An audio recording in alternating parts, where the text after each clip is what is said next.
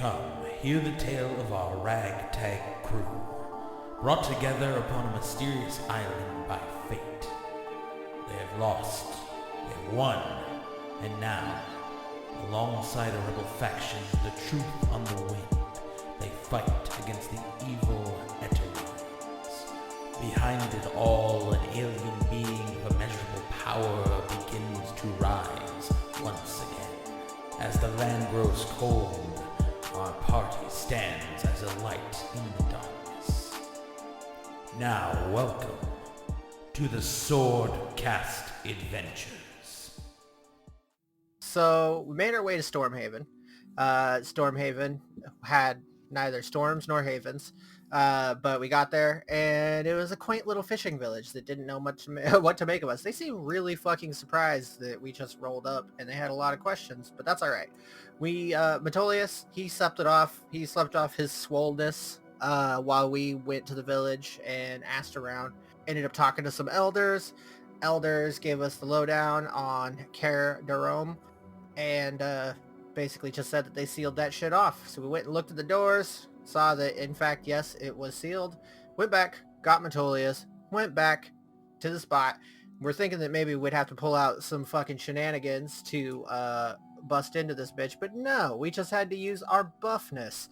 So we got in there, walked a little ways down, saw that there was holes bored in the area, and kind of discerned that there's probably drow in here, which pretty fucking awesome. Excited about that.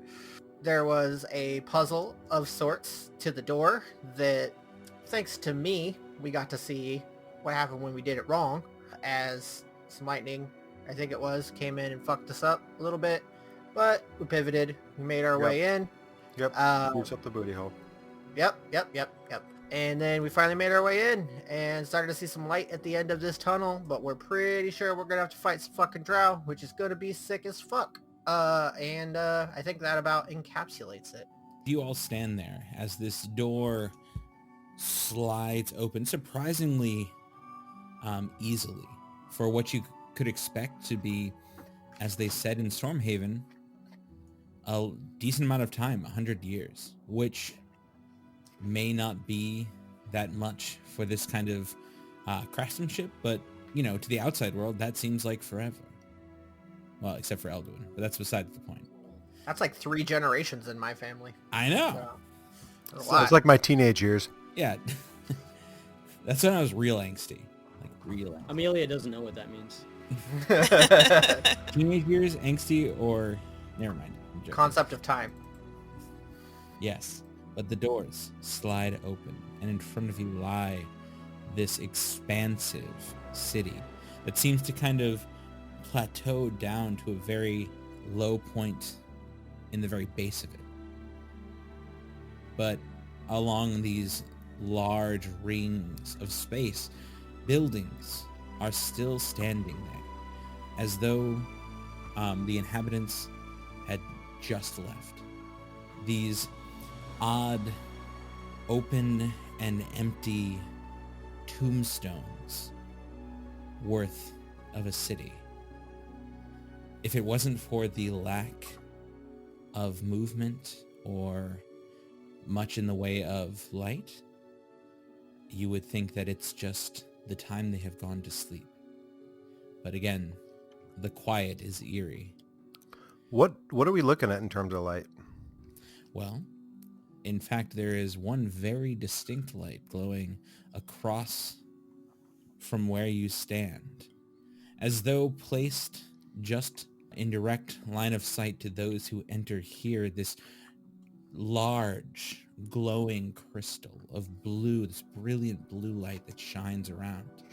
You see almost 4 or 5 motes, like pillars of light in front of it, but it itself glows this brilliant color. And it stands at the opposite side of this kind of ring of plateaus. Otherwise, the place itself is pretty dim and dark. A few motes of bioluminescence here and there. Also, Amelia still has her staff is like in her backpack, but she has a light spell still going on it. So you As far see, as I remember. you see Amelia's light kind of cast across the town, the city in front of you. You see stairs going down from where you stand, and at the bottom of it, a single skeletal hand kind of reaches out past the turn, past the corner. A reminder of what was here and may still be. Moving on in. Yeah. As you walk into this, each step echoes just across the way. It's not like, it more just makes your footsteps sound like drops of water on a cavern floor. And as you kind of move through, you notice as you kind of look around, as you see closer now buildings in front of you, you see the tall columns that house each corner of what looks to be a residence maybe. But you notice that a mere 100 years of neglect has done little to erode this beautiful dwarven construction. Huh. Did we already recap last time and talk about, like, what the fuck we should expect from these drow? 'Cause I don't remember having that conversation. I don't think you I did. don't think we talked about the fact that there are drow down here at all. Oh, I thought No, somebody you did. noticed. Yeah, we did. You Somebody definitely noticed did it. with the... Yeah.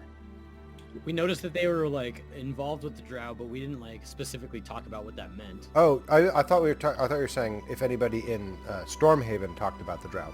No, if anybody in our group, Yes, we did. We definitely did. I'd be like, We ran across the dead one outside the door. You're like, Elduin, what should we fucking expect from these guys? Like, tactically, like, what should we look out for? Well, they are very skillful. They will be able to use a combination of melee and ranged weapons. Yeah, we got that. We can do that Yes, too. yes. We're good. Be careful because they have many spellcasters amongst them. If you see any with the markings of Lolth on them, you kill them immediately. What is that? Lolth is, well, their deity, I suppose you could say. A spider god who, well, let's just say you will not be friends with them. Elduin, are you afraid of spiders? Is that what you're trying to say? Do not mistake fear for hatred. Oh, alright. So what you said that like who Lolth is, but what do these symbols look like? Like just kill anything that has like a spider symbol on it or what? Yes, I don't actually know what Lolth's like symbol is. I only know the symbol of the Demon Lord Prince. Let's see. So her symbol, the holy symbol, is kind of like a star with two long points and a red stone in the center. It's like a web star combo thing. Yeah, that. Otherwise, you can also say that any elf-like creature adorned in, webs and spider iconography could definitely be pointed towards the ways of Lolth. I've really only met like one drow and he didn't seem like, well, that bad of a guy Mm-hmm. altogether. Yeah.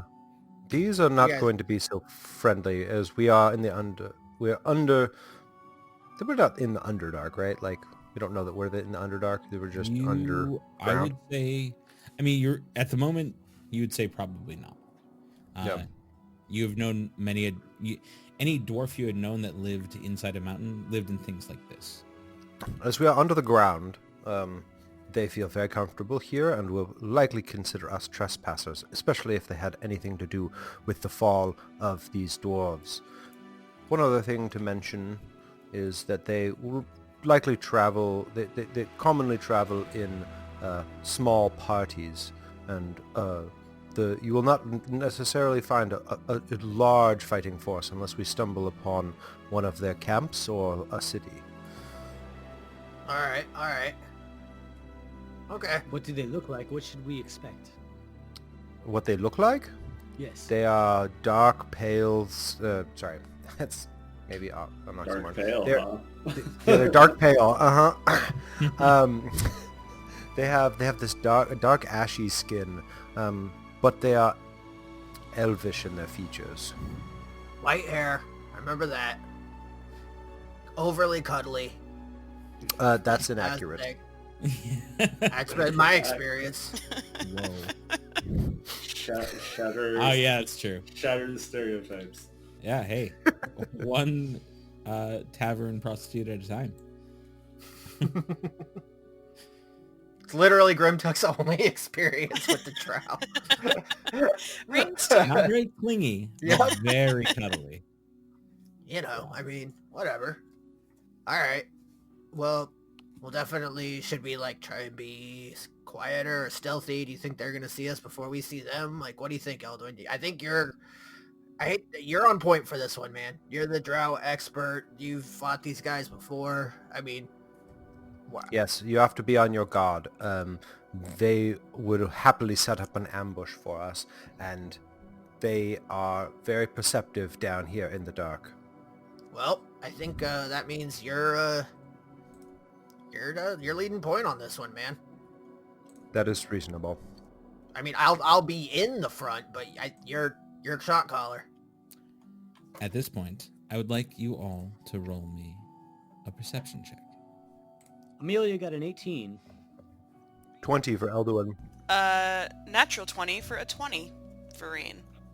I got a 5. So I got 11. So I rolled a 5. 24 for Metolius. Excellent. Everyone with Grimtuck, off in the distance, hears this odd sound. It's almost like the grinding of stone. But from as far as you can tell, the distance and the volume seems impressive. May not be the correct term. Surprising, I would say, would be a better one.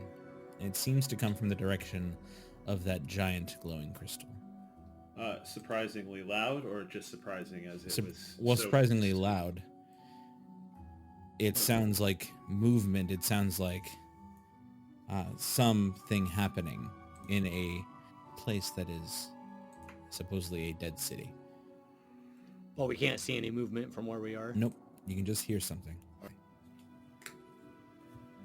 I wonder if that's our competition. What is?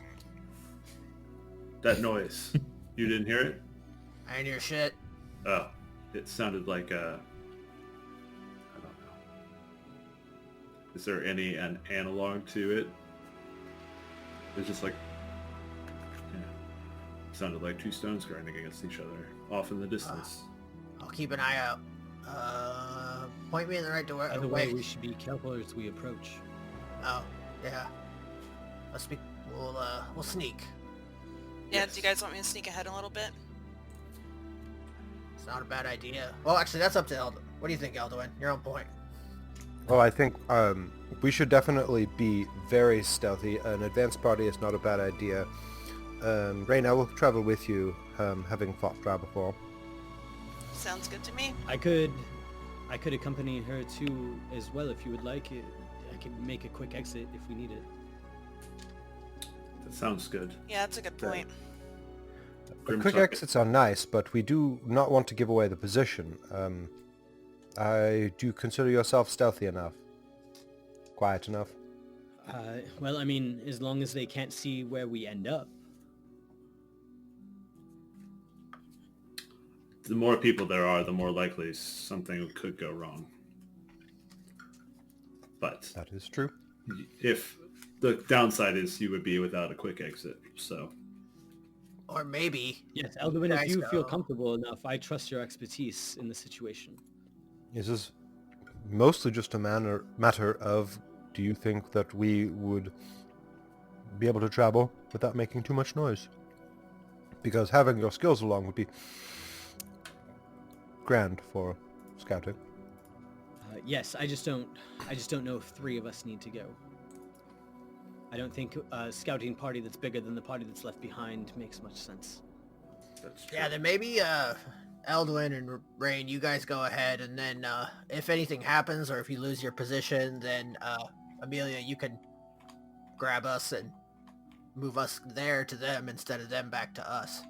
Or I can at least get me there and get them out. Ah, True. Or at least one of them if they need it. sounds good. Let's find a place to hide while we're out here so we're not just out in the open. Yes, let's. I was going to say, if you get into trouble, you could send Teak back, and if we saw Teak, then we would know to come running. That is very accurate. And Teak is also capable of his own imaging. Are you familiar with telepathy? Yes. Well, Vaguely. Teak is capable. Okay. So we can speak to our minds. Yes. And will do so if we are in danger. Rain, I do not think it would be wise for us to travel too far ahead before... Oh yeah, just to see if we see any movement between here and, you know. All right, Yes. we'll go check it out. If he can give us a signal, I think that would be good enough. I Sounds would good. also like to state, as I don't think I've made it clear, that you are still quite far away from both the sound and the crystal. It's on the opposite side of this city. Oh, Oh, okay. Yeah. But all right, we well, can, let's get in closer. yes. Yeah, I mean, we should still be careful as we approach, but yeah, we'll move into the city. I wanted to impart that you are still just entering, and this is not opposite side totally, but certainly on the other side of this kind of... Yeah, totally. I was mostly scouting ahead to see if there is anything that we're not seeing lurking in the city yet. Okay. Sure. Yeah, Peek around some All right. corners. Yeah, big, man. do it. Go for it. Stealth check, I'm assuming. Mhm. I was gonna say Amelia's gonna roll a stealth check because she hides with everybody else. Word, everybody's While they go stealth. scout. Mm-hmm. Are we in an open area, or is it more like alleyways? Well, right now you're kind of on the main thoroughfare. If you literally just come from the door, it's kind of a main thoroughfare down, a few staircases here and there in front of you, but breaking off to these, like, you know, vertical city blocks in that way. Gotcha. Just like this ringed city that kind of doesn't spiral, but kind of plateaus down to a very centralized point that goes well farther than you can see with the light of the crystals or even by your dark vision. Gotcha. Okay. Yeah, we'll just carry on until we need to stealth. Okay. The two of you head forward. I'd love to roll perception checks, and if you wish to do it stealthily, do so. Rain already rolled a 28 on stealth and an 18 on perception. Okay. 12 perception, 18 stealth. Okay. So the two of you move out from the party, moving through this city. You see like small bits of debris that don't blow, and there's no wind in here, so it's not like that, but you see it kind of scattered throughout. Every once in a while you turn a corner as you move ahead, and you see what looks to be like another body kind of like sprawled out of one of the windows, like arm lopped over, the whole form just flopped over the edge of the windowsill. Again, these bodies are well, like, you know, rotted, desiccated, and now mostly skeletal, with a few pieces of clothing laying upon it. So like dead for a long time, pretty much, if we're already seeing skeletons. Okay. Near 100 years, Yeah. give or take. It seems as though that cure never came, at least from what you can see, which is why the doors have not been opened. But yeah, even here you still get like a slight haze of light that even kind of crosses over any roofs. So say you're walking down one of the curves around the edge and you're standing in front of a taller building next to you on your right, and then there's kind of like, you see just over the roof to the next level, there's still light emanating off of that crystal that kind of smatters the side of the building. What about like the buildings themselves? Does it look like this place has been like ramshackled at all, or is like everything relatively intact, just full of dead bodies? No, I would say everything looks surprisingly well maintained. Okay, got it. It's not as though you see just like useless pieces of like clothing or items just strewn everywhere. The bits of refuse you see may be legitimately like, a pack eaten and left bare by some vermin.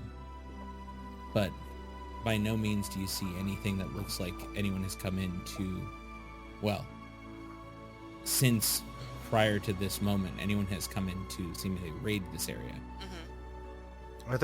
Is there any discernible pattern to the skeletons? Like, did they die in groups? Are they just strewn haphazardly? Are they mostly like up against walls and keeled over?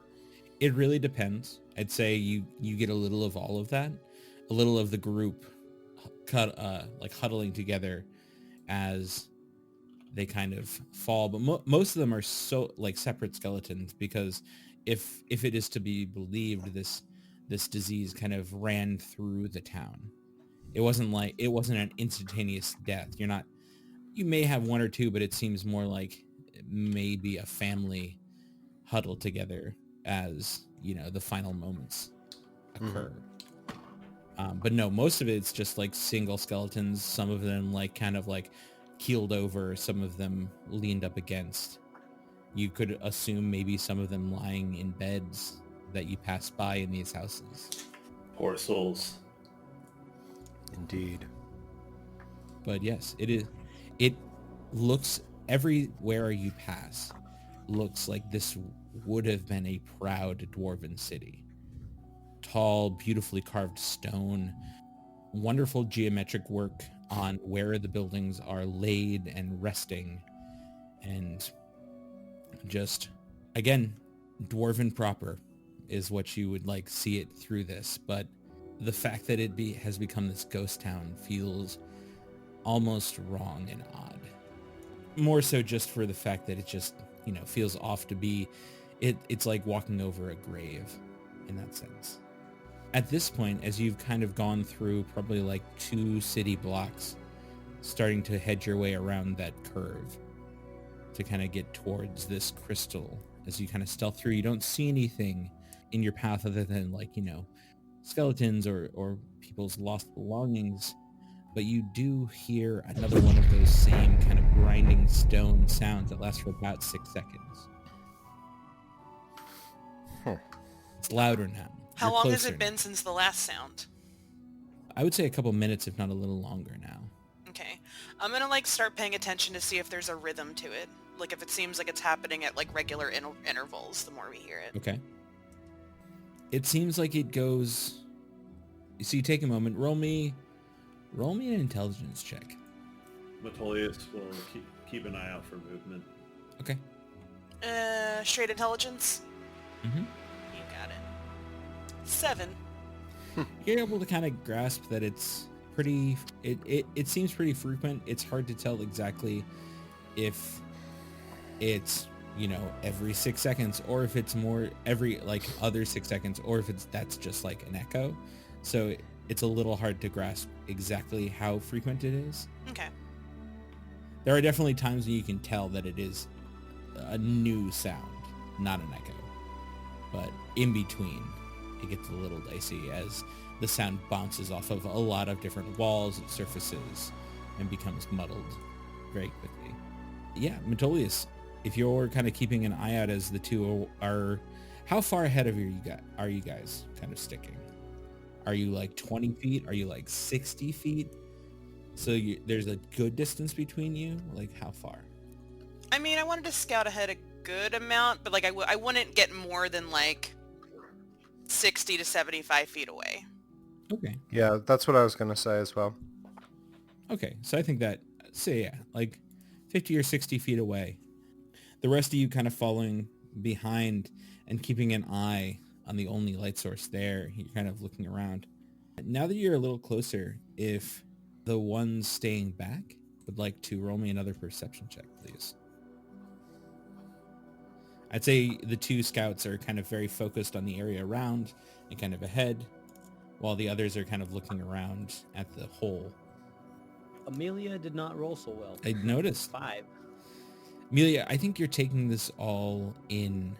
The concern about what may have been here or still is here, kind of keeping you on edge to where you do not happen to see these things that Grimtuck and Metolius both see.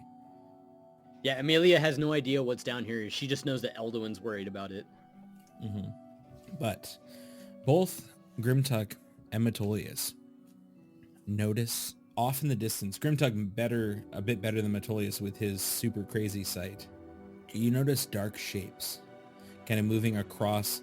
You can see now that there's this, where that giant crystal is, there are 5 other lights, like crystals growing out of the ground, maybe placed there as part of it.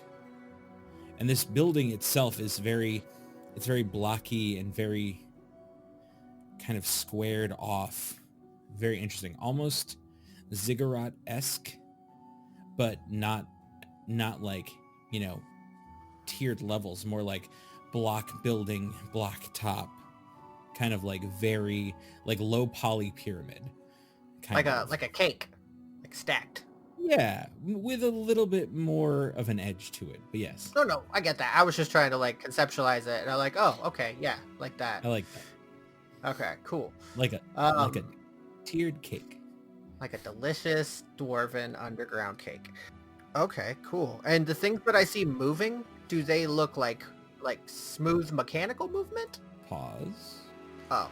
Sorry, I have not finished. In front of the blue glowing motes that you see kind of set in front of this giant crystal, you notice a few thin forms, black shapes, against the glowing blue stone, kind of moving around them. I would say you see at least 5 shapes kind of moving around. Does the movement look like it's like mechanical, or like does it have that fluid movement that like something alive makes that can be a little bit more clunky? It definitely looks more alive. Okay. I'm too far behind to tell our scouts, but I will definitely quietly tell the people who are back with me. Be like, oh, just point a little bit and just be like, up there. As I see them, how far are they roughly? I would say they're about maybe 450 feet away from you right now. Oh, you definitely don't see them then, because that's just the only reason I got my long vision. But 450 in the dark? Well, actually, I don't know. That's up to the DM, but I'm like, I can't see shit like that in the daylight. It's not exactly dark. Oh. So I would say he sees small black motes moving across the crystals, while you actually see these things to be figures. I keep forgetting that the crystals put off light. They do, and very comparatively brightly. Like, this is a very well-lit area of a very dark room. Okay, I misunderstood that. Okay, cool. Well then, yeah. Point. If Grimtuck mentions it, I would ask.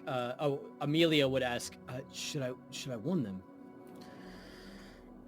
No, they're moving quiet enough. I feel like we would just give away their position if we moved that far ahead. Do we have a way to do it magically without I do. Without wasting any of your resources? Yes. Oh, then definitely do that. What should I tell them? What did you see? I can't see it from here. I'll point in the direction of the blue crystal motes. There's something over there that I guess would be potentially people shape or alive, moving back and forth across the lights. Could be elven. It's tough to tell over here, but definitely alive. Okay. And Amelia is going to pull out a piece of like copper wire and wrap it around her fingers as she holds it up to her mouth and casts message to Rain and says,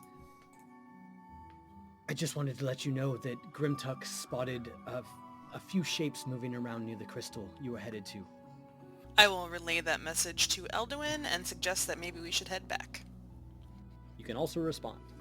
Can respond to this message. Yeah, I'll respond. Well, you get to respond for free. Yeah, I'll respond and be like, alright, got it, we'll head back. Yep. All right, let's go. They're seeing something moving around the crystal. Or actually, should we just say, you come to us and we'll sneak up on them? I will know that your response was, we'll head back. Yeah. All right. You Totally fair. Yes. It's not an open channel walkie-talkie. Yeah. That's Yeah, very all right. true. There we go. Okay. I'm not hanging out by myself.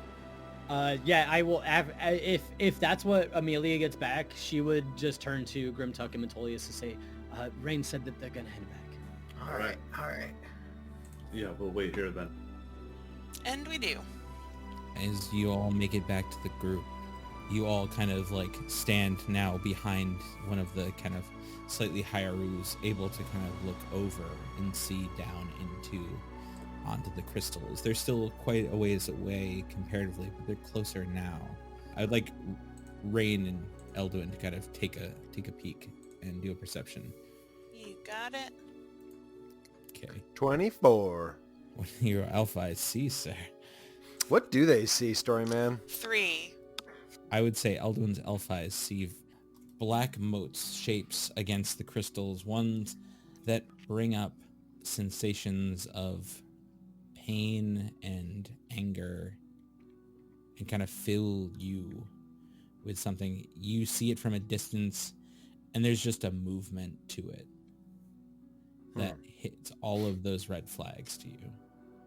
Does this mean, do I, it hits red flags. Do I have a clue as to what this is? I would say the best you can tell from here, it feels like you're seeing. There's just a little Elduin in your head screaming drow, but I don't think you could tell exactly anything other than that. Okay. We're gonna get murder Elduin again. Would you say his spider sense is tingling? Oh, I almost- for that one. I almost spit out my drink, sir. Well done with the dad joke. I'm on it. That's tight. Yeah, that was a good one. That was so easy. Why didn't? Yep. All right. Yep. It's not easy being me. I know. I'm disappointed in myself for not thinking of that. All right. So I guess I should. What is our plan here, guys? Are we like gonna sneak in and like, are we here to kill these guys? Are we here to negotiate with them? Like, We are here to kill them. I mean, okay, somebody who I'm isn't with Elduin. Elduin. Oh, all right. Wow, you both. Normally, I'm the just let's walk up and murder everybody guy, but all right, They're- fuck it. You know, I'll they're- back your play. They're obviously here for something, right? I mean, yeah, everyone's somewhere for something. Doesn't mean you just walk up and fucking kill him. But like, again, I'm into it. I'll back your guys' play. Are we sure that these are like the same kind of, you called them drow, that you're used to dealing with?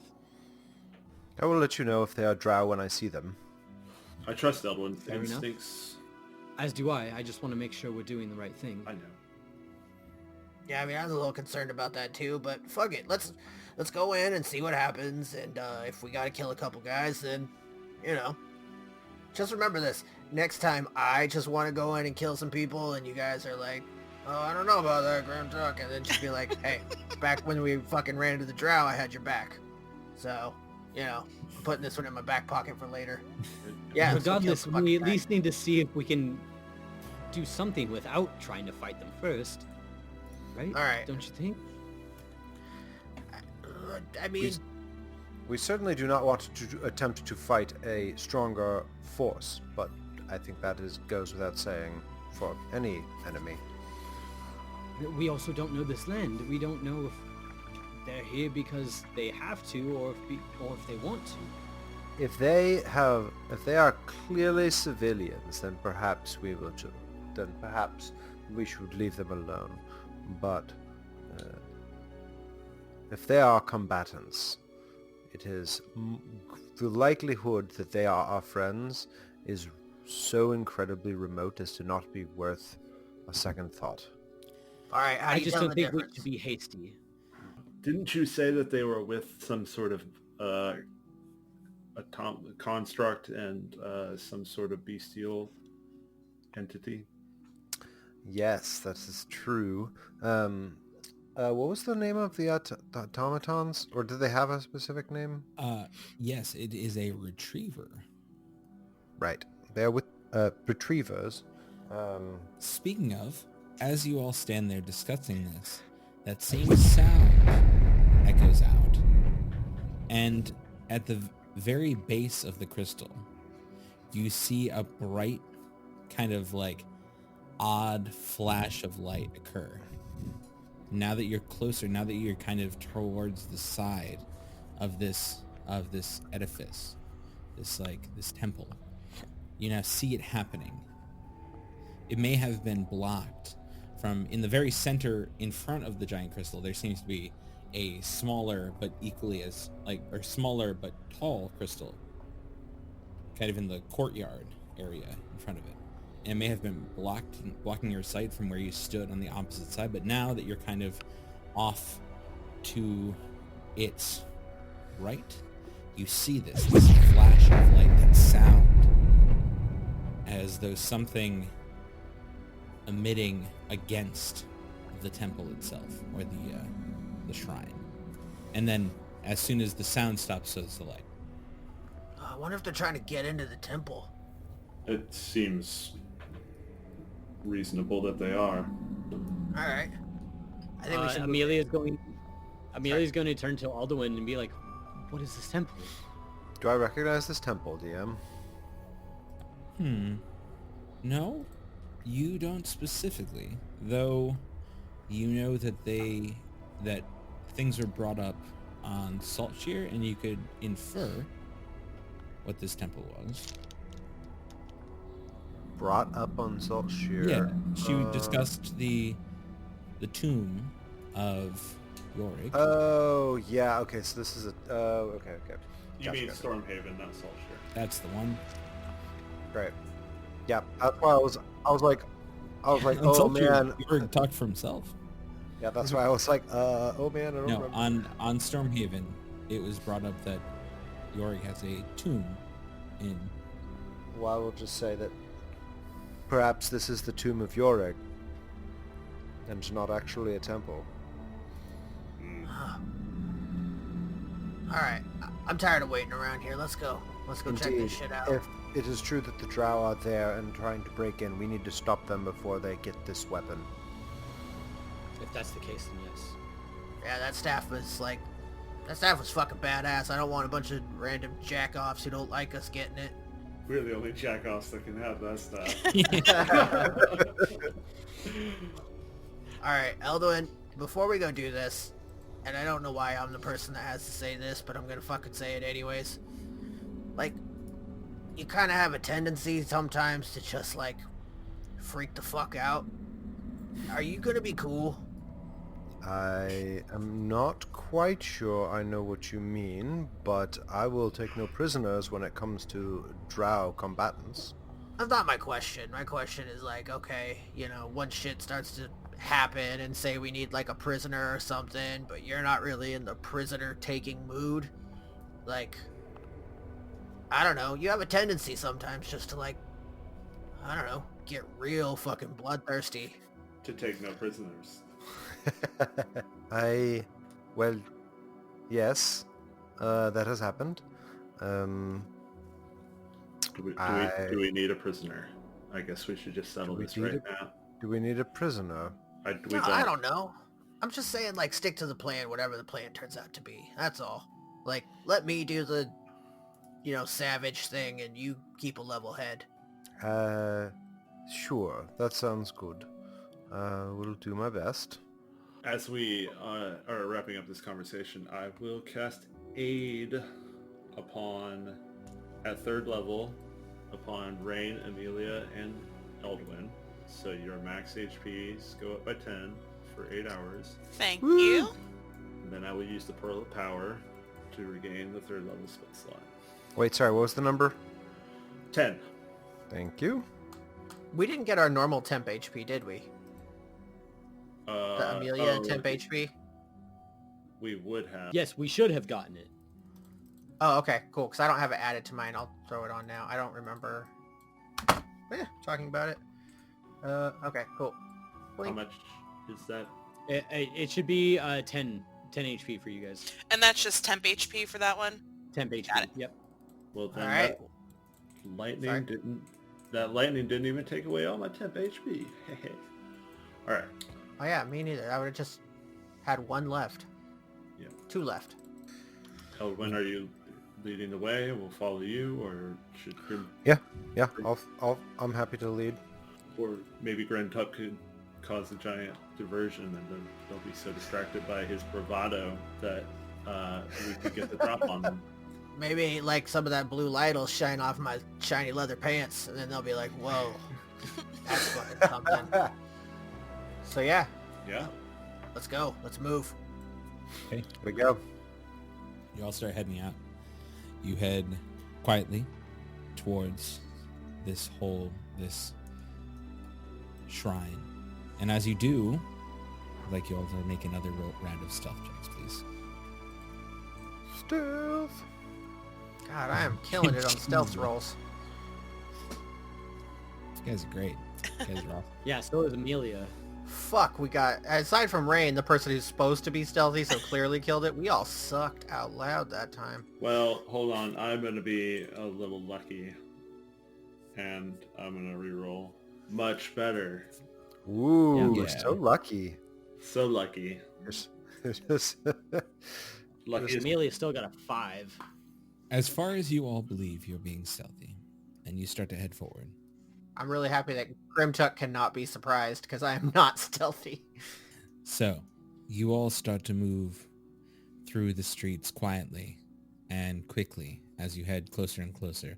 As you get closer, you notice that this crystal just reaches into the upper realms of the cave itself. It glows this beautiful unearthly glow, and you notice that 5 other crystals sit upon the kind of landing that the shrine sits on as well.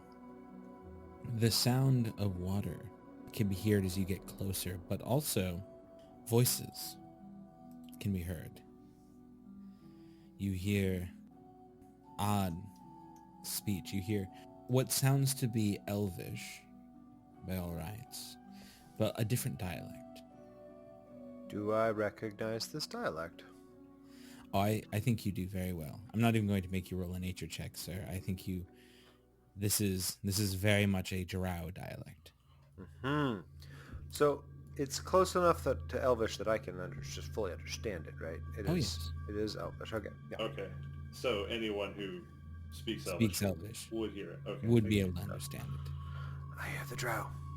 You hear one kind of go, continue with the retriever. Make sure that it cuts through the door. We can't wait any longer. The staff must be ours. That artifact has sat here too long. These dwarves did not know what they had. I'm going to say, they have their automaton, and this is attempting to break through the door. It is as we feared. They are going for the staff. Should we let them break through and then attack? So that we're in? Interesting. This is all up happening high above us, like we can't see. This is all getting closer and closer. It's on a platform just above your heads. Gotcha. But you notice that if you look along the side, there seems to be a staircase that leads like up to that platform, up to where they stand, up to in front of the shrine. Do you think we can How get tall the is the drop platform? on them? Can we climb up to it? I would be very careful about trying to go up that main staircase. If they are camped up there, then they will likely have a watcher. Rain, you might be able to do that wall walking trick of yours and get a better glimpse up there. Batolius will offer somebody to boost somebody. Wait, is it closer? Is it like 10 feet or... Oh, So, I guess I should have asked. Yeah, Is it- is this on a 30-foot platform? It seems more to be about 15, so you think you could boost someone. Yes. Or Rain can walk it. Well, She walks on that way, walls. Both. that way more than just rain go up there. That's what I was thinking. Like, So you're talking like getting to the closest corner and kind of boosting up. here, Grimtuck, you boost Elwyn. I'll boost Amelia.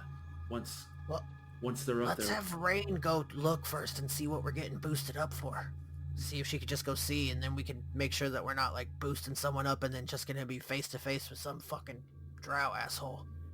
Or like a guard dog or It'd be something. good to see what we're up against. Well, we need to stay close enough to the stairs so it doesn't take too long to get up there when we go. Because you and I, Grimtuck, will still be below.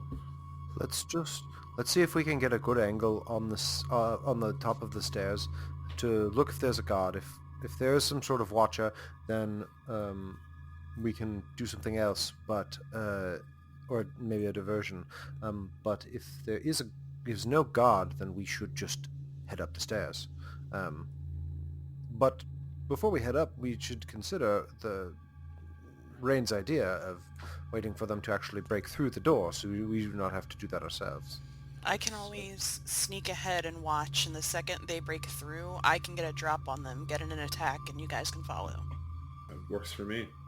In that case, Rain, you're gonna head Yep, up a wall, and we're not gonna poke our heads up just yet? that's what it seems like. I Okay. think that's the best plan. I will sneak forward.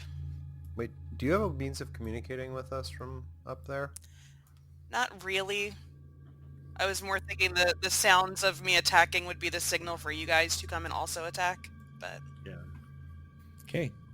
So Rain, you kind of slowly walk your way up the side as you all kind of make it towards the side of this.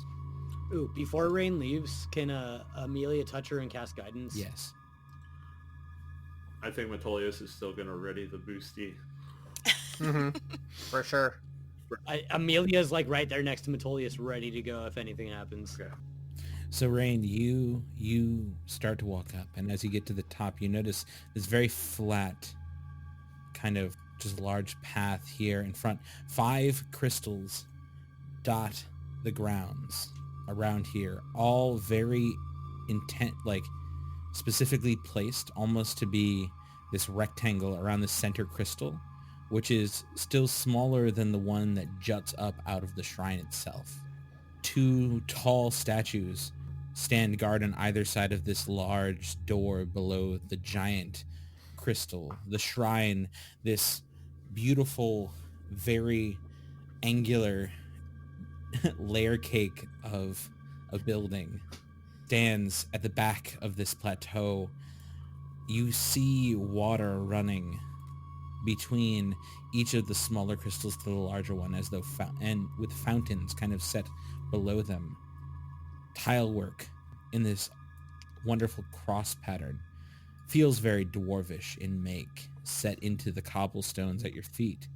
And ahead of you, there seem these slender, white-haired, almost obsidian-skinned, fair-formed elves stand there.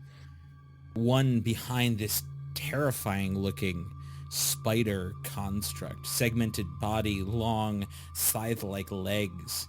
It rears up, and you hear that same grinding sound as a long beam shoots out straight into the door, as it seems to more and more get cut away. Behind it, one of the elves stands almost in control of it. Others dot the landscape off to the far side, but they seem to be more like searching and exploring the area, perhaps to find an easier way in than just breaking through. While 3 others stand at the center crystal in the middle of this fountain, waiting there. One of them seeming very much, or a couple of them seeming to be like the heads of what is happening here. None of them seem to notice you at the moment, though I would like you to roll me one more stealth check as you get to the top and start looking across this area. Sorry, how many do I see total? 7 elves and 1 giant spider robot. Got it. Cool. Spider robot with laser beams. Alright, here comes So that growl. stealth check. Super dry. 29. Okay. So you crouch as you get to the top. As soon as you see the first form and figure, you crouch down, almost blending in with the corner, the darkness here, just enough. A blue glow kind of covers in a warm light, but it does nothing to show your position to these creatures, seemingly though all seem to be looking for something, all of them seems that their vision is pretty intent on what the automaton is doing. Excellent. Yeah, I will just wait until it seems like they break through. Okay. Does this take more than like 5 minutes? I'm going to say, no, it doesn't take that long at all. Probably about 3 minutes in, you notice, Rain, that you can see a large cut into the door, and it seems to cut just about to the wall itself. You can assume, and I would say you personally assume, that another, like, one last cut would do the job. It's hard to tell because, again, you can't tell how far the door goes in, but assuming the dwarven construct of this shrine equals a general door situation, you'd expect the door to be able to open. So this seems to be almost there. Okay. I would ready myself to just, I guess, try to sneak attack whichever one is closest to me currently. Okay. Whichever elf. It looks like the elf that stands closest to you, he seems to clutch a short sword with a very fine grip. He stands there in what looks to be decent armor, a small shield in one hand. And he seems to be paying both attention to what the robot is doing, but making sure the other two around that large fountain in the center have eyes on them. Maybe watched, but most likely more protected. Do I have a clear line of sight if I were to attack with my crossbow? You would have to move effectively 15 feet ahead of you along the edge of this plateau to get a perfectly good line of sight. Okay. on this thing. I will do that then. Then I would say you all, being under Rain and paying very close attention to her even though she's stealthing, see Rain start to move along the edge. Like crouched down, not crawling, but hunched and moving nigh imperceptibly. Poised to strike kind of thing? Like... Yeah, you can tell she's kind of getting ready to. I would say, knowing Rain, knowing how she fights and how you've seen her do so, you can tell that she's kind of getting ready to have this pop off. Oh, okay. Then we will definitely get ready ourselves. Yep. Yeah. Amelia's ready to hit Metolius's palms and pop up and firebolt the first thing she fucking sees when she's given the signal. We can both just vault you. You could probably vault. I just mentioned Metolius because he said he was ready for it. No. You could Makes probably sense. vault Eldwin, and I could vault Amelia. Either way. How wide is the platform on the top? Like, is it going to be real close quarters or? No, it's huge. It Okay. seemingly is, I mean, best guesstimate, over 150 feet long, probably closer to like 100, 120 feet wide to the shrine itself. So there's a lot of space in between you and the other side, or you and the drow at the moment. So how long will it take those who are not popped up the wall to get around? Let's see. 15, 20. So you got about 100 feet from the corner where you guys would be lifted up to the top to the bottom of the stairs, Okay. which is terribly long, but that's at least a dash action, if not. That's at least a dash action and a movement, if not a little bit more than that. to get to the bottom of the stairs, and then the To get down stairs. the stairs. And then how far up the stairs? How long is are the stairs? 30 feet. Gotcha. To get to flat with you all. So those of us who are not boosted will not be able to join for some time. Okay, I was unaware of how far away from the stairs we were. So if Rain is going one direction, then Yeah, that changes Metolius would have mentioned to go the opposite direction to the stairs. And then, Rain is effectively walking towards the stairs. then I guess we would follow Rain. Yep. Mm-hmm. Let's go. That makes sense. Let's quietly get as close to the stairs as we can. She creeps along the top, and we creep along the bottom. Say she is at the very corner of this platform to start. You boost her up. She's at the very corner, as far away from anything else as far as you can tell. She then moves 15 feet to the left, still along the edge, so it's not that far. So you guys could all, and now she has that clear line of sight that she asked about, so that you guys could keep moving, or you can stop there, but you're still 75 feet. Wait, yeah, 75 feet away from the stairs. From Okay. where she is looking for that clear line of sight.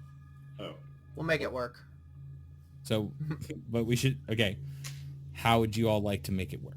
Well, I was going to say we could just move she stops 15 feet, we move our full 30, and that Mhm. way we're 60 feet away from the stairs. So it will take Sure. only one round to get there. So that would mean that Amelia and Elduin would be boosted up ahead of Rain once you put them up there. Rain pops off, we boost them, then we... Yep. I want to make sure everything is copacetic and Yeah. how everyone wants to do it. Okay.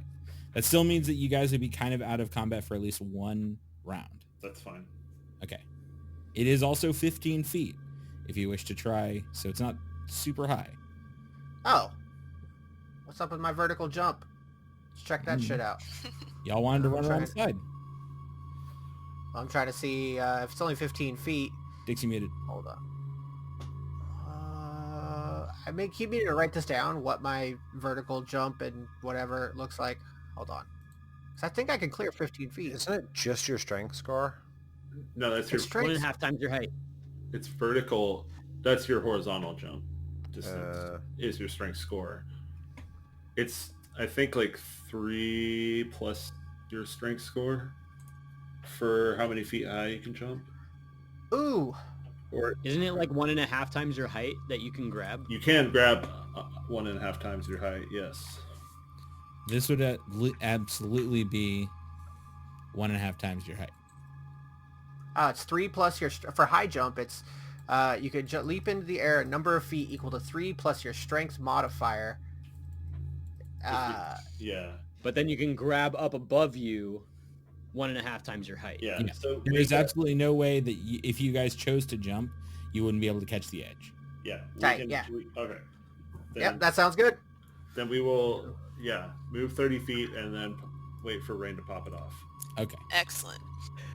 As we move forward, for this bit of movement, Amelia is going to pull out her water skin and just grab it with a hand and squirt, just squeeze it, and a spurt of water is just gonna spray out of it and kind of hang there in the air in front of her for a second, and then wrap around her midsection as she casts Armor of Agathis. And Word. I'm definitely doing my back to the area that we're vaulting and doing the linked fingers, kind of crouched figures, so somebody could just run at me and just boom, just right my back to facing the area that we're launching them on, so I could just straight you could get a running start and I will throw the shit out of whoever it is. Yep. Same for Metolius. He will...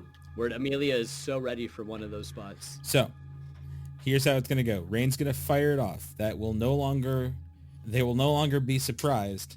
So once Rain fires it off, I I'll would like allow to you- remind you that I have Skulker as a feat, Uh-huh. so if I'm hiding and I shoot and I miss, it doesn't reveal me. It doesn't reveal my location. Okay. So then fire your bolt, Got it. and we will pop this yeah. off however that works.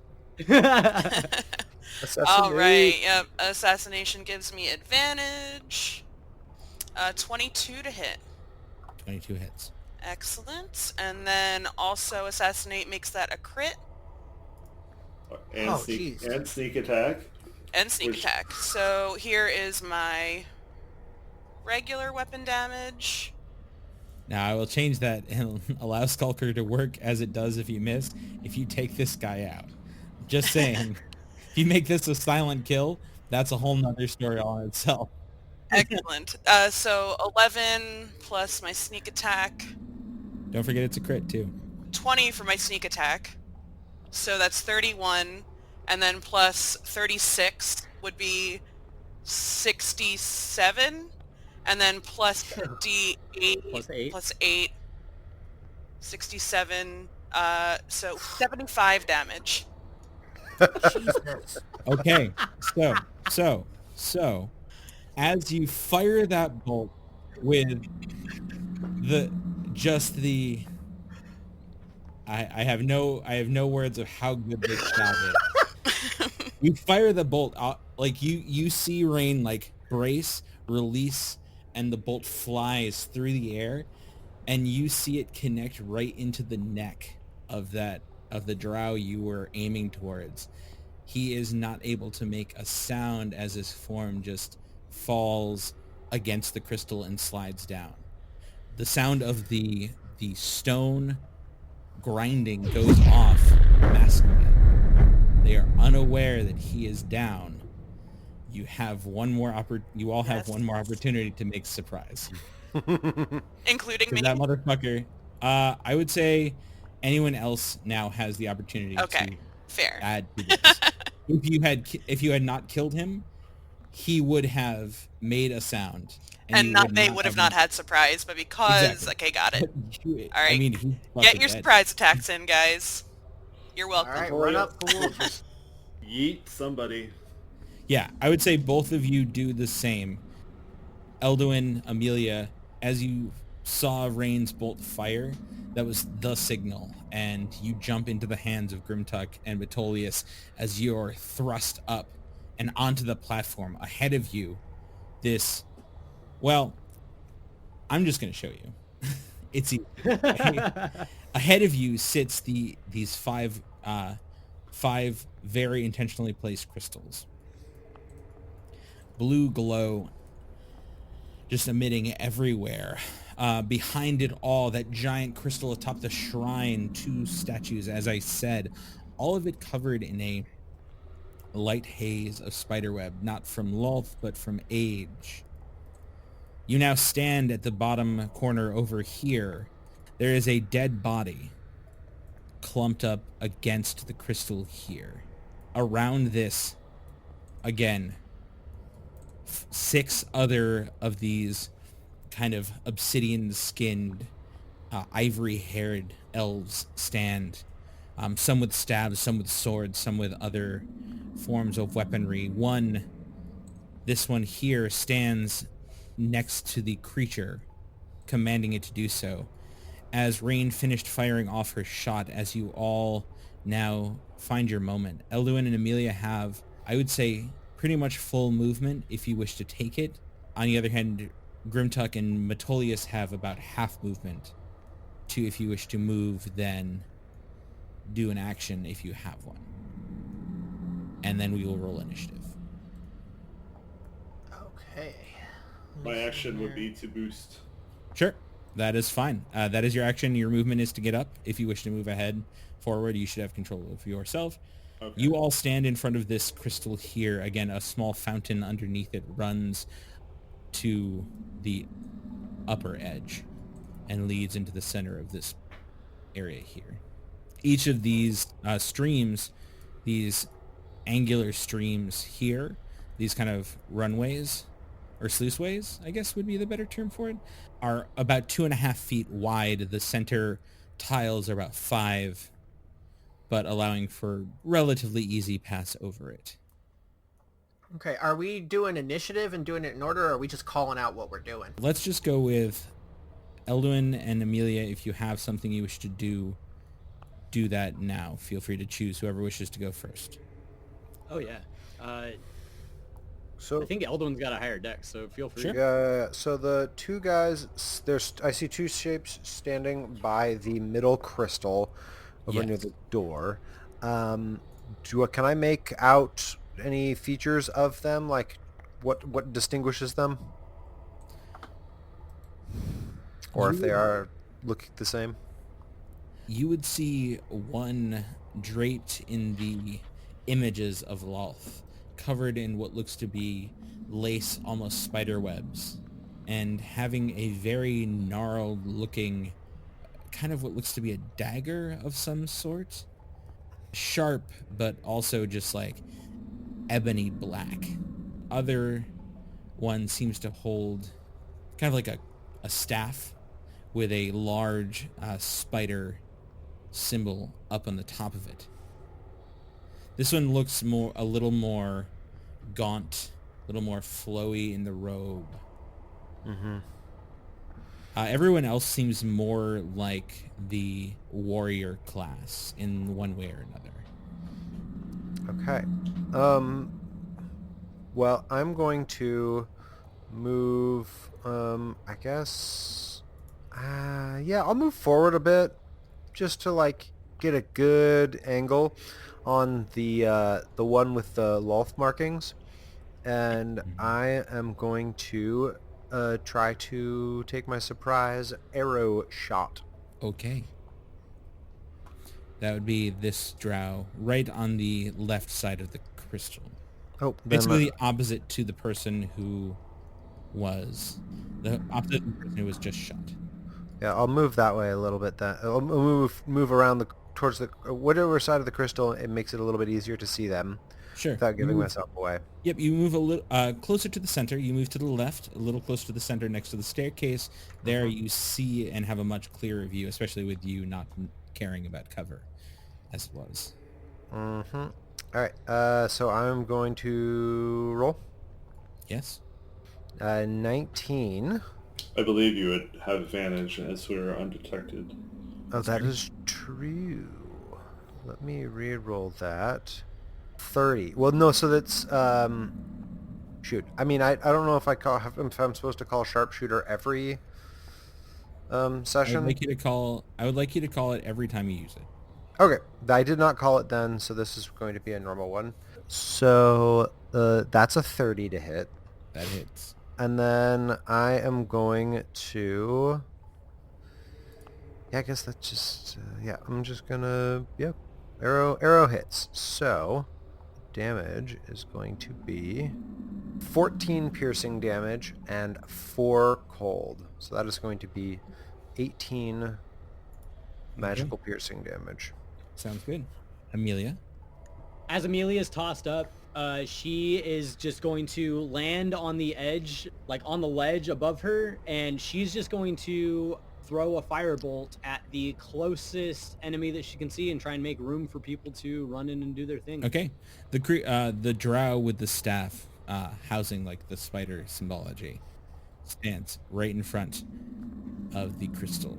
Yeah, so she would pop up, and before she's even like touching the ground, she's like throwing her hand out and casting firebolt. Okay.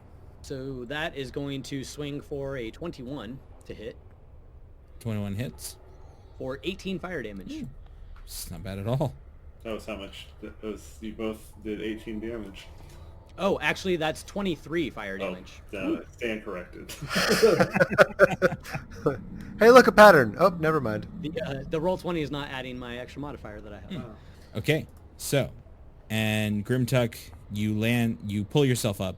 Okay, cool. I am going to... Let me pull it up here. I will rage, which, thanks to Tasha's, I actually get 20 feet of extra movement, which is rad on the turn that I rage. So I will be moving myself vroom vroom.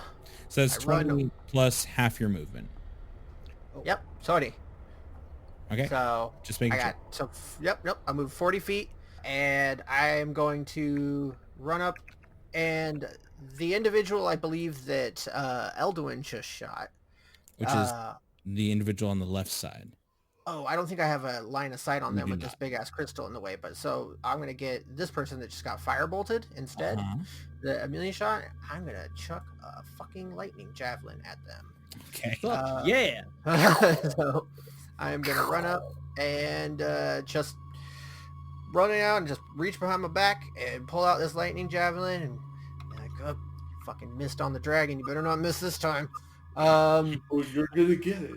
Almost Yeah, send it right. back. Boom, 22 to hit. I believe that hits just fine. Okay, so hold on a second here. What is it doing? 22 to hit, so that's 11 plus 11. Is it going to do damage for me? Okay, so that is 8 piercing damage, and then fucking 17 lightning damage, and I believe... Let me see here. Is that throwing in my rage damage too? Yep, it did. It did, yeah. So that's 28 damage. Hold on. With the lightning bolt itself. Hold on. Feet wide. Extends out to a target within 120 feet. Each creature in the line, excluding you and the target. Okay, so I don't hit anybody else with the lightning on it. It's just this person. Yeah. So it would have to be somebody in between them, and I run up and fucking stick this person with a javelin that also throws a bunch of fucking lightning bolt at them. Okay. Yeah, that's. I think I'm good there. Sounds good. Sorry to interrupt your regularly scheduled podcast, but this is Chris the DM here, wanting to let you know of a few awesome things going on right now, such as the Help Action podcast, run by Dix, Matt, Ethan, and Max, all here to take the help action and give you advantage on your role-playing experience. Check it out at help-action.com or anywhere you can find your podcasts. Are you stumped in finding gifts for your friends who are into tabletop role-playing? Do you find yourself in need of a place to house your hoard of dice? Well, let me tell you, at Necrotic Damage on Etsy, our fair Rain or Jessica makes wonderful dragon-themed dice bags, perfect for holding a hoard worth of dice. Right now, she has a set for both metallic and chromatic dragons, and they are wonderful. Check them out at etsy.com/shop/necrotic damage. Last but not least, have you checked out our DM's Twitch channel?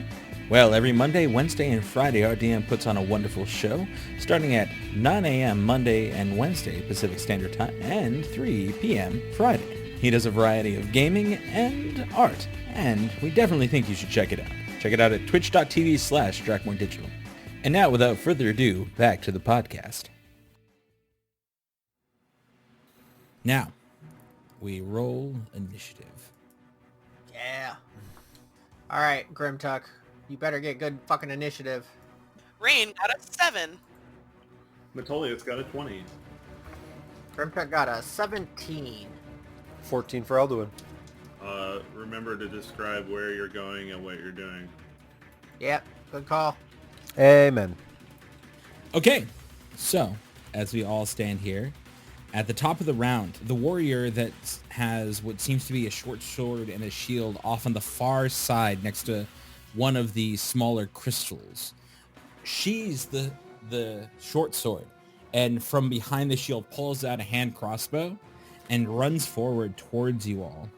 And as he's running over, you hear him call out, "Who the fuck are these?" And he just pulls out the hand crossbow and points it forward, and you see him loose a bolt straight at you, Grimtuck. Bring it. He's gonna try. That's a 16 to hit you. That does not hit me. The bolt flies wild. You hear it clink against the crystal behind you. And he goes, "Shit." Actually, you, Grimtuck, don't understand that, but any Elvish-speaking individuals do. Excellent. As that happens, the drow holding the staff wheels back. And as she does, seeing the 5 of you there, she goes, "In Lost's name, how did you... Ah!" And as she slams her staff down, you see her form shift and mold. And as it does, it shrinks for a moment and then expands and grows into this large bulbous form, and then 8 legs shoot out. As where stood this once, I would say, relatively attractive drow, now stands a giant spider, the form completely overtaken. Cool. You see the mandibles on the spider's mouth flinch, and you hear the voice of the drow coming out of it and go, "Get them! They cannot get in the tomb."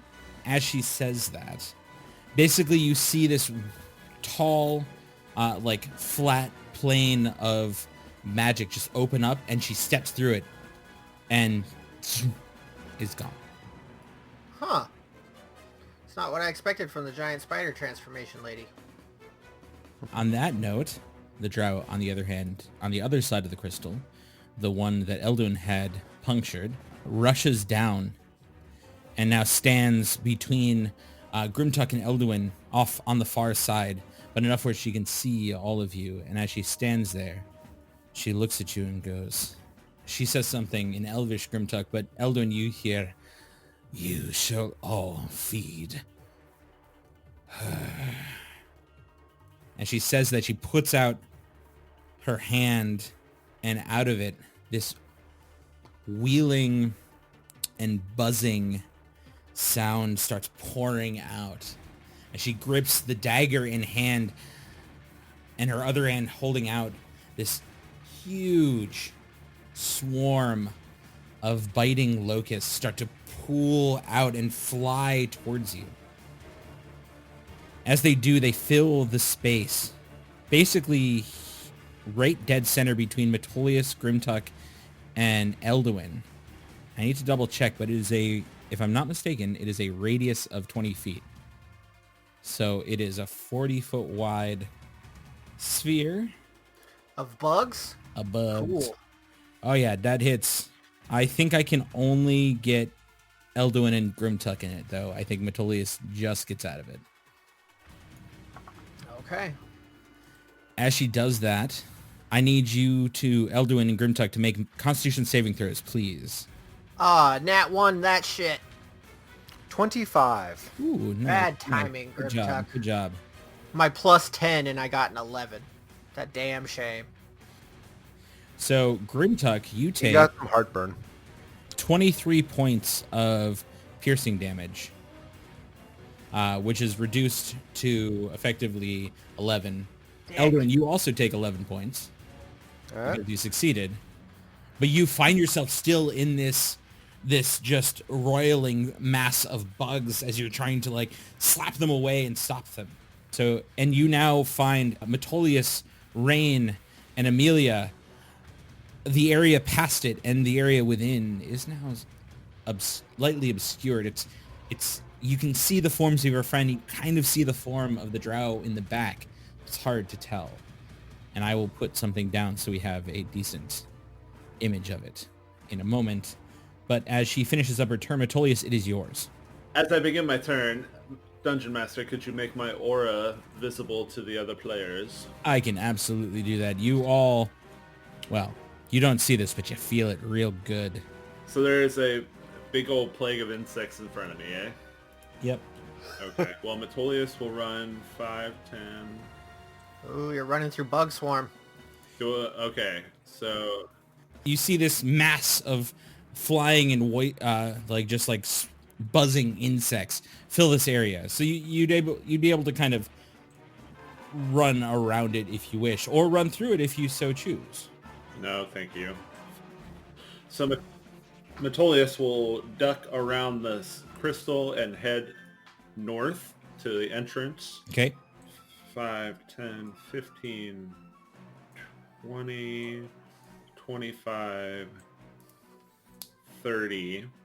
And he will check his distance. He'll point at the central crystal, and Yes. he will cast Daylight at 3rd level. Okay. And Daylight is not sunlight, but it is 60-foot radius sphere of light, spreads out from a point I choose. So you're casting moonlight on a big crystal? I'm casting Daylight, but yeah. Daylight, yeah. So does this act like a prism and split the light? And does this turn into a giant disco party? Yes. You know, but with swarms of bugs. And Drow. I mean, that's just a giant... Wait, have I been going to the wrong parties? So a 60-foot radius is lit up as The day after. plain as day. And that is my turn. Okay.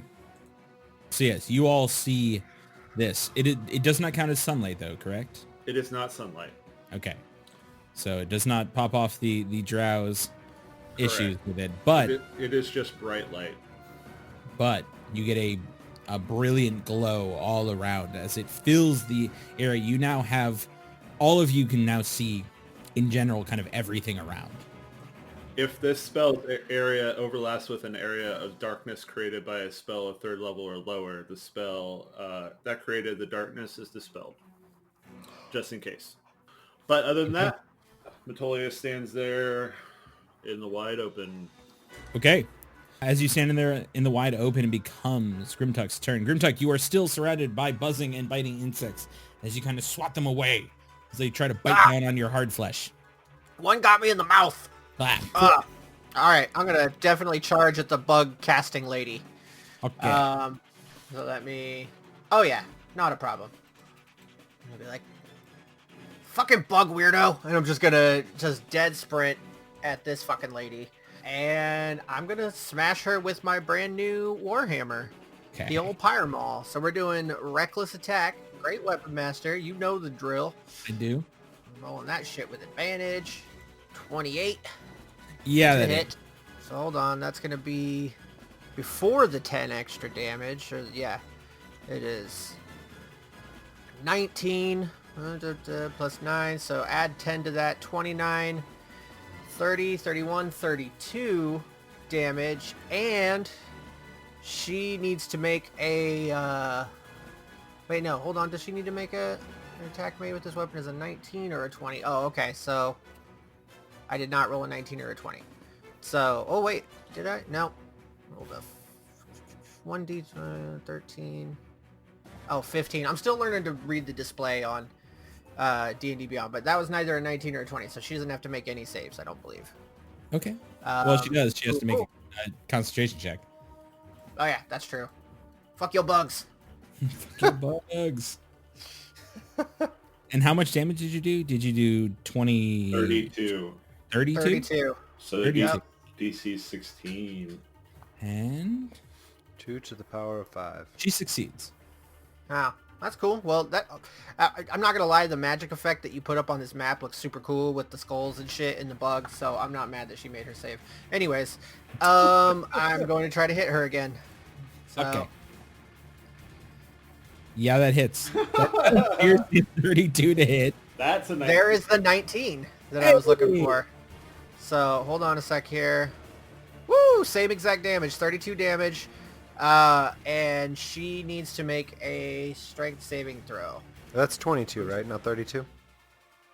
Or is there 10 damage that I'm missing? No, it's Great plus weapon 10, master. plus 10. Yeah. Okay, you're great weapon mastering. Oh yeah, I called it at the start of the thing.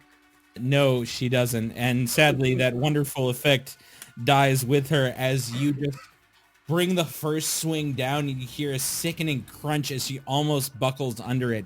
But with another like wide swing up and just a Gallagher-esque drop down, she is splattered against the ground. I think with the whole like pose where I'm kind of like wide stance and just smash with the overhead, I'm just gonna look at the other guys, the other enemies, and just let out just a blood curdling rage yell. Ah! And that's my turn. Going. Elduin, you are no longer harried by bugs. That's... Oh, man. It was really bugging me, guys. But the drow that is operating the retriever... Yes. Still operating the retriever? Well, at the moment, yes. But this is all still within the first 6 seconds of this combat. Yeah, totally. I would like to fire... I'm going to concentrated fire on that guy. So I'm going to fire my first shot. Mm-hmm. Just as soon as I scroll there. There we go. Hiya. So that... Oh man, I forgot to call sharpshooter again. Alright, so that's a 30 to hit. That hits. And that is going to be 13 magical piercing and 4 cold. So 17 altogether.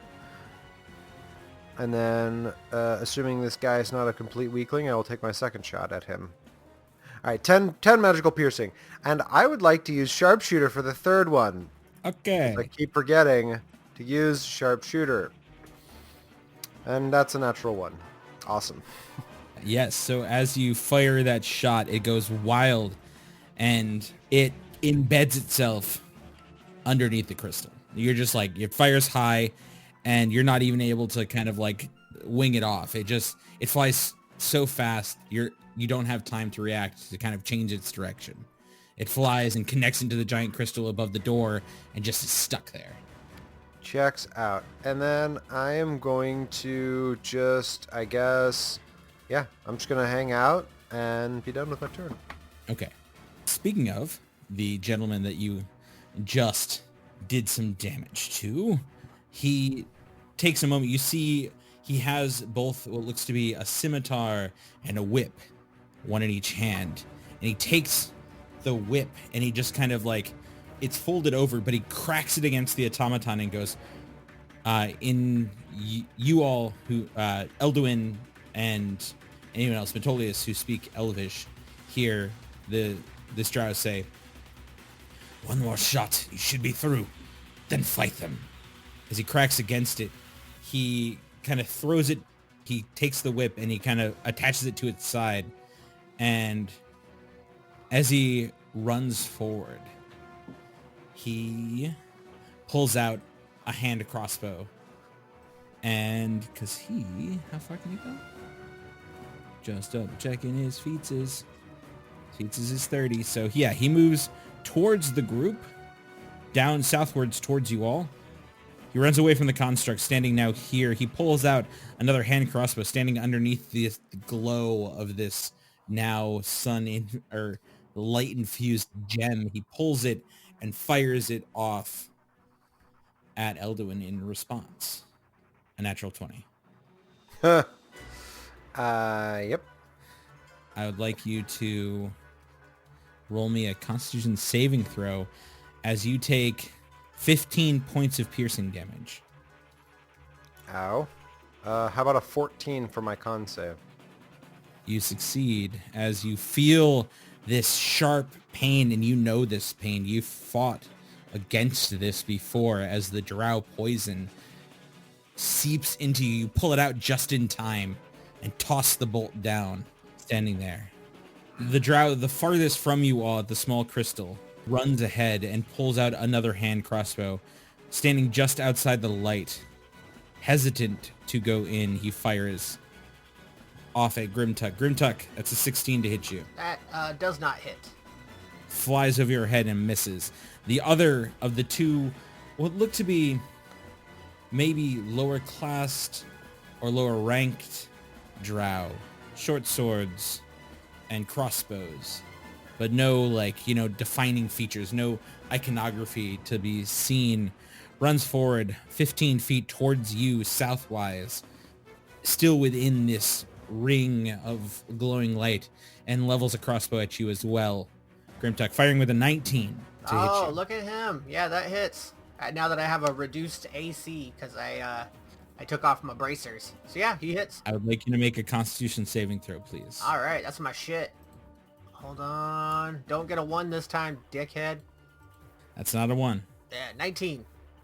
Well done. It catches into your shoulder, and you just look at it and you feel that slight burn as you pop it out. You see this black oozing liquid. I fucking run it down my tongue and just look at him. Just like, a second Constitution saving throw. Oh, well, if it's poison, then it doesn't matter. I know. It's actually true. It doesn't. So yeah, you just run. He just looks at you like, what the fuck? I was going to hold it and be like, I'm shoving this up your ass next. And you take yep. 3 points of piercing damage. That's 7 halved. Awesome. From behind you all, you hear that same grinding sound as the automaton fires that shot requested by its controller. As it does, as it finishes that sound, as that kind of beam kind of pulls through, you hear a large cracking thud as you notice a spray of dust as the two sides of the door have now broken and fallen. Now open, well, at least separated. Not open, but separated. The creature then takes that moment, and you hear this as its long scythe-like legs spin it around, now facing the group and the crystal below it. It moves southwards. Let's see. Right there. With that same just like... It moves across the ground, breaking pieces of stone with its sharp points as it runs headlong towards you, Metolius. He's right in my smiting zone. Seems like a pretty thin shell to be so close to smiting. Be ashamed if someone smited him. You'd be ashamed if someone smoked you. Might have to do something about this. Yeah. Oh, God. Amelia, you're standing behind a crystal at the very kind of southeastern corner of this platform, this walkway. You hear the sound of the doors crack in and fall kind of onto themselves, and then the sound of the automaton running closer to you. Yeah, Amelia is going to just step around the corner to the kind of the north from the crystal that she is at, and she's going to come around just enough to be able to see the thing that is running towards Metolius, and she is going to hold out her rod as she throws another firebolt now towards this large robotic spider. Okay.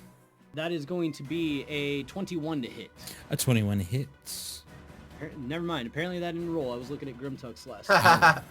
Let's see. This is going to be a 29 to hit. A 29 hits. So that's going to be 19 fire damage. Ooh. Your bolt flashes against its odd, like, again, insect-like robotic form, leaving it blackened, but by no means ruined. 29, right? It was 29 to hit and then 19 damage. And then she is just going to kind of pop back behind the crystal that she was behind, and that's going to be her turn. Okay. We have Rain. Okay. So Skulker also allows me to, like, try to hide when I'm only lightly obscured. So I'm going to essentially lightly obscure myself with the southeast crystal here, kind of where Amelia's also hiding, but just enough so I can still get line of sight on the drow that is to the east of the center crystal. Certainly, the one that had controlled the automaton. Yes, exactly. Yeah. And I will roll stealth I will use my cunning action to stealth with my bonus action. Okay. And try to hide. You have guidance. And that'll be a 31. And that will grant me advantage on the attack. Hey, that's only if they don't see you. They may have really high passive perception. Fair. They're omniscient. No big deal. Don't worry about it. It's fine. Yeah, they've just got like, plus 12 to their perception. No big deal. Yeah. Them and MED. gold dragons both. Yeah, they're both. 29 to hit with my light crossbow. And that is a critical. Oh, shit. Yeah, it is. So... Holy shit, well done. That's 2 crit. Fuck. Yeah. Yeah. That's that's natural critical. Knock 'em out. I know. Let's see. It's fucking glass howitzer. Max damage on the D8. And Jesus. then let's go ahead and roll that sneak attack as well. Another 20 on the sneak attack. So that's 33 plus 36 is 69 plus 8 is Nice. 69 plus 8 is 77 damage. What the Woo. fuck? You are just smashing people. Wow. God damn, dude. Yeah, seriously. You see your bolt fly and catch this drow straight in the chest. You expect to be a kill shot, but he's kind of braces himself back and just painfully rips it out and just stands there breathing heavy. Well, that is all of my turn, so I will continue to hide behind this crystal as much as possible. All Sounds good. 77 points of your turn. Yep. It was a wasted turn. You could do better. Yeah. Jeez. Sorry about your collapsed lung, Do bro. better. Yeah. The drow who first began this whole craziness of attacks rushes southwards, still within the light of that glowing crystal, but not much closer towards you. Oh, I got those stumpy legs. Instead, it kind of runs parallel to you and pulls out a bolt again. You see it quickly load a crossbow and fire. As it does, that's a 10 as it flies wide. I just imagine I just hold up the blunt end of the maul and just be like, pink! Sure, I like it. Kind of like Guts with the Make fucking them all roll a giant Constitution sword. saving. No. Yeah. As that goes down, as that all occurs, you see kind of from the top of all this, the giant spider reappears standing at like the first level of this tomb, high above. And as it stands there, it kind of wheels about and you see it's like kind of clicks its mandibles. And you hear just these terrible words out of it. You hear, "You shall all perish to the Spider Queen." Metolius, you see her kind of wheel up her front two legs as she casts Hold Monster on you. I would like you to roll a Wisdom saving throw, please. I am gonna try to lucky my way out of that, I think. Okay. Let me mark off that. Then I'll do it again. I'll take a 20. There we go. Okay. As you feel your body kind of stiffen for just a moment, you're able to shake it off. And she goes, "May Loth suck your innards." Whoa. Better buy me a drink first. Yo. Hey, I'm into that. And apparently drows are too. I mean, I can tell you about... Never mind. Anyways. Yes. And as she finishes her casting of this spell, as it fails, or as you resist it, she climbs down and moves behind the statue to the eastern side of the door. Okay. Now mostly obscured by the statue itself. She seems to kind of cling to the side, to the back of it. It is now your turn, Metolius, as this large automaton stands in front of you. I move up and greet him in the traditional paladin Oh yeah, way. good. Hail and well met, adventurer. Claw of Talus attack. That's the most fucking paladin square shit ever to say to an enemy. Tally ho, traveler. Hail and well met. A 26 to your face. Wind up your baseball swing. Oh, Yeah. Jesus. 26, you said? Yeah, that hits. Wow, that's a lot of numbers. Yeah, it's a 22, Okay. and then I'm gonna level 1 smite. Okay. So that's like that of 35 points of damage. Okay. 35 points of damage. Let me mark off my spell. You all see Metolius just crash into this creature. You hear a loud, like, metallic clang as his smite just crunches into this creature's And a hide. flash of silver light. And he swings again. As he does. That's a 17. 17 does not hit. Okay, that's fine. I move some of my movement to the northwest, and then I'll sort of shuffle around. Yeah, and be done. As you finish your turn, you hear this terrible howl kind of echo through the entire caves. Uh-oh. And as it does, this deep booming, again, almost just muddled elvish, echoes out. And you, Metolius and Elduin, both hear, "Sister, it seems you need my assistance." And above, on the opposite side, on the western side of the shrine, a large creature stands, four arms clutching to the edge of the building top. This large mane of white hair along almost canine-like snout, and its body just a torrent of muscles as it stands on these oddly haunched legs. And as it does, it reaches out and says something in a language. Rain, what do you speak? I speak Infernal, if that's what you're wondering. It is, and that's not what you hear. You hear something in another form, this kind of odd, muddled, just like blasphemous tongue as from out of his hand this odd mote kind of flies and hits in front of Grimtuck, and it grows this odd, like, you see almost what looks to be smoke and bubbles around Grimtuck as he casts confusion. Uh-oh. Mm-mm. I would like you to make a wisdom saving throw, Grimtuck. Okay. This is my favorite, and I'm super good at this. That's a 10. Oh, no.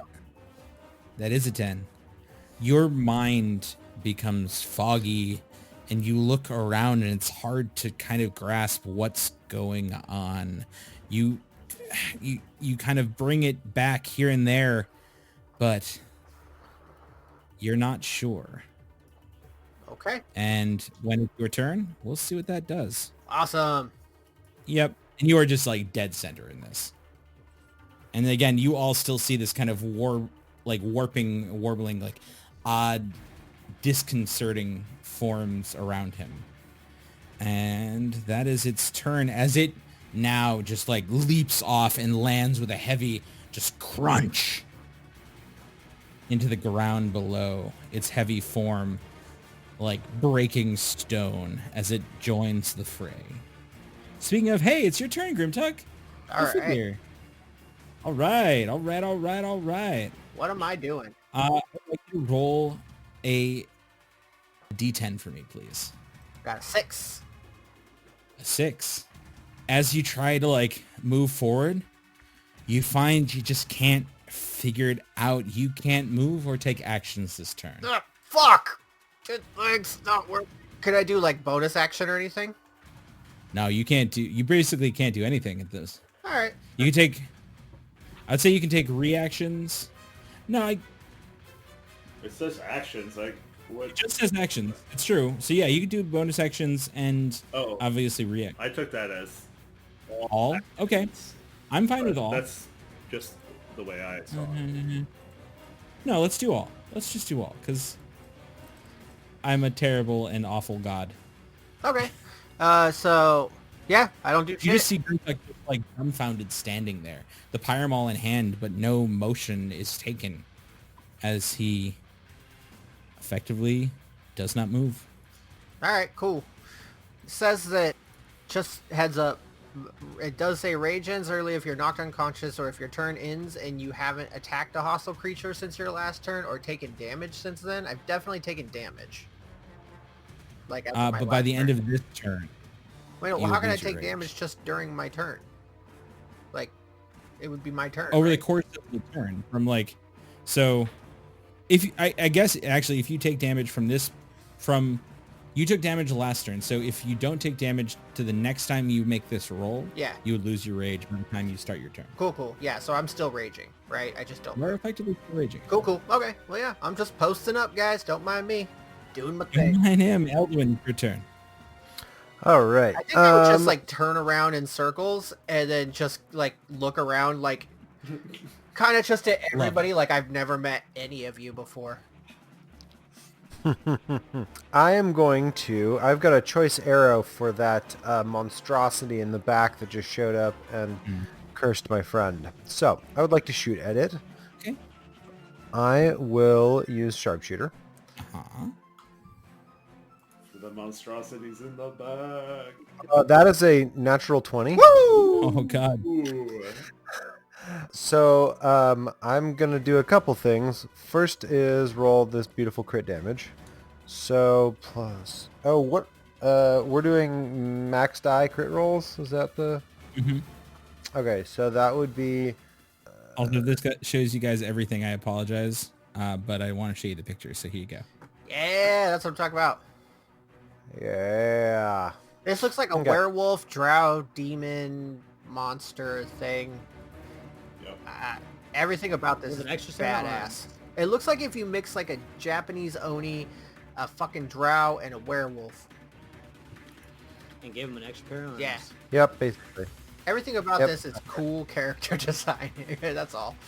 So it's going to be 22 magical piercing plus 8 cold to start. And I would like to use an arcane shot. The magic that I imbued this arrow with explodes on impact, and I need it to make a charisma saving throw. Okay. DC is 16. Charisma save or be blown up? Charisma save. No, the magic. I mean, I wish. Just explode. Yeah, It did not make this is my One Punch Man shot. That sounds like a bard spell. Christmas save. It did not make it. Did not make it. Well, then it is going to take a little trip to the Feywild, which I do hope breaks its concentration. I would say it does. Well, it certainly breaks the spell, being that it's no longer on this plane of existence. Bam. Mm-hmm. Oh, I just stood there like an asshole. What the fuck? Grimtech, get your head in the game. I guess. I don't know. Sorry, guys. All right, and then that foe taking a trip is that. Now that that's done, I am going to fire another arrow at the operator for the automaton. Okay, not a problem. The one north of you, absolutely. Yep. And this is sharpshooter. Nope, 18. 18 hits. Sweet. That's 11 magical. Nope, that's 21 magical piercing. Woo! Okay. He's still standing. All right, I shoot him again with sharpshooter. Okay. Again? How about a 25 to hit? A 25 hits. That's going to be 17 more piercing. Okay. He is still up. No!